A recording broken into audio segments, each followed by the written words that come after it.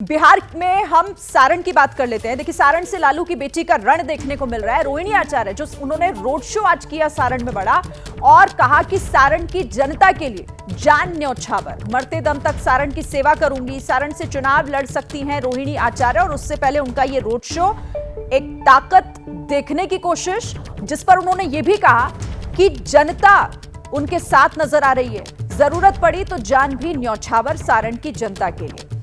जैनेंद्र का रुख कर लेते हैं। जैनेंद्र, हालांकि रोहिणी आचार्य की एंट्री को बीजेपी घेर रही है ये कह के कि परिवारवाद साफ झलकता है, लालू ने अपनी बेटी को उतार दिया, बाकी बेटियों को कब उतारेंगे। लेकिन रोहिणी आज रोड शो कर रही थी और कह रही है जनता उनके साथ नजर आ रही है।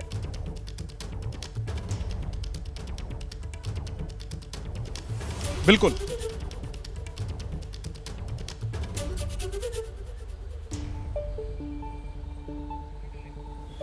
जैनेंद्र, आपको मेरी आवाज मिल रही है? जी बिल्कुल मिल रही है। आप बिल्कुल ठीक कह रही हैं। बीजेपी परिवारवाद का आरोप लगाती है ऐसे मामलों में, और स्वाभाविक तौर पर लालू यादव एक बहुत बड़े नेता है। उनको सारण सीट से लालू और उनकी पत्नी पूर्व मुख्यमंत्री बिहार की राबड़ी देवी भी चुनाव लड़ चुकी हैं, और इस बार जो है वो उनकी बेटी अपनी राजनीतिक पारी का आगाज कर रही हैं। तो वो उनका दावा भी अपनी जगह ठीक है कि लोग उनका साथ देंगे। अब लोग साथ हैं या नहीं है, लोगों का वोट लालू परिवार के लिए होगा या नहीं होगा, ये तो नतीजों में पता चलेगा। फिलहाल तो दोनों, चाहे वो बीजेपी का आरोप हो या फिर रोहिणी के दावे हों, वो अपनी अपनी जगह पर बिल्कुल जो है वो उम्मीदों के मुताबिक ही हैं। जी ठीक है जैनेंद्र, आप हमारे साथ रहिए, आगे भी आपसे बात होगी। और इसी बीच देखिए, लालू की बेटी पर बीजेपी की कड़ी टिप्पणी।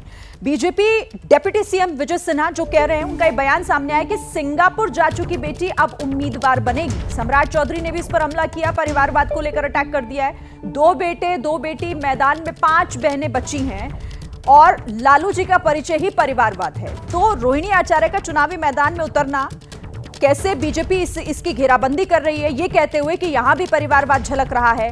सिंगापुर जाने के बाद अब सारण आकर चुनाव लड़ रही हैं। 2 बेटे 2 बेटी मैदान में, 5 बहनें बची हुई हैं, ये सम्राट चौधरी का आरोप है, और वो इस तरीके से घेरते हुए नजर आ रहे हैं। तो डिप्टी सीएम विजय सिन्हा ने भी इसे लेकर बयान दिया। लालू की बेटी को लेकर बीजेपी किस तरीके से अब पूरी तरह घेराबंदी करने में जुटी हुई है। जो बेटी दूसरे जगह बहू बन गई, सिंगापुर चली गई, वो सिंगापुर से बिहार में उम्मीदवार बनने जा रहे हैं, तो बिहार की जनता तय करेगी। देखिए, लालू जी का परिचय ही है परिवारवाद। हम लोग ये चिंतित हैं कि लालू जी ने 2 बेटा 2 बेटी को तो उतार दिया, हमारी 5 बहनें बच गई है, उनको कब उतारते हैं ये तो बताएं। नीरज पांडे हमारे साथ जुड़े हैं। नीरज, आपसे इस पर बात करते हैं, क्योंकि देखिए ये 24 की महाभारत कितनी महत्वपूर्ण हर एक दल के लिए है, चाहे इंडिया गठबंधन हो या फिर दूसरी तरफ जिस तरीके से बीजेपी लगातार इसमें पुरजोर तरीके से विरोध कर रही है। रोहिणी आचार्य को इस तरह से घेरना कि सिंगापुर बैठी हुई थी, अब जाकर यहां आकर और चुनाव लड़ने का मूड बना रही है। हालांकि अभी उनके नाम को लेकर कुछ कहा नहीं गया है, लेकिन क्या ये काम करेगा? देखिए, भारतीय जनता पार्टी को जब भी कभी मौका मिलता है इस मुद्दे पर, तो हमेशा वो मुखर रहते हैं। परिवारवाद बहुत बड़ा हथियार के रूप में भाजपा ने इसे इस्तेमाल किया, और परिवारवाद की परिभाषा भी वो हमेशा लालू प्रसाद यादव और गांधी परिवार का उदाहरण देकर करते रहे हैं। इसमें कोई शक नहीं है कि परिवारवाद में आज देखिए, तेजस्वी यादव और तेज प्रताप यादव 2 लोग विधायक हैं, और 2 बेटी मीसा भारती को उन्होंने लोकसभा का टिकट दे दिया, साथ ही रोहिणी आचार्य को लोकसभा का टिकट दे दिया।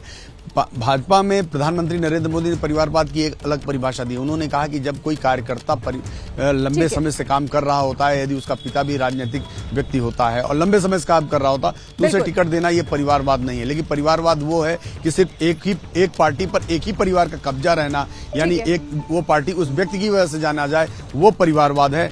बिल्कुल, और बीजेपी इस बार भी परिवारवाद का आरोप सीधे सीधे इस परिवार पर लगा रही है।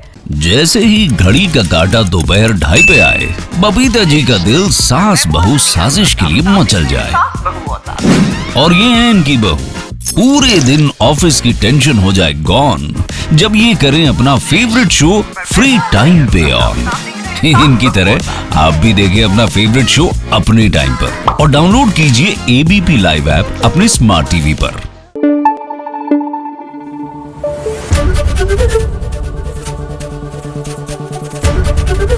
एबीपी न्यूज आपको रखे आगे।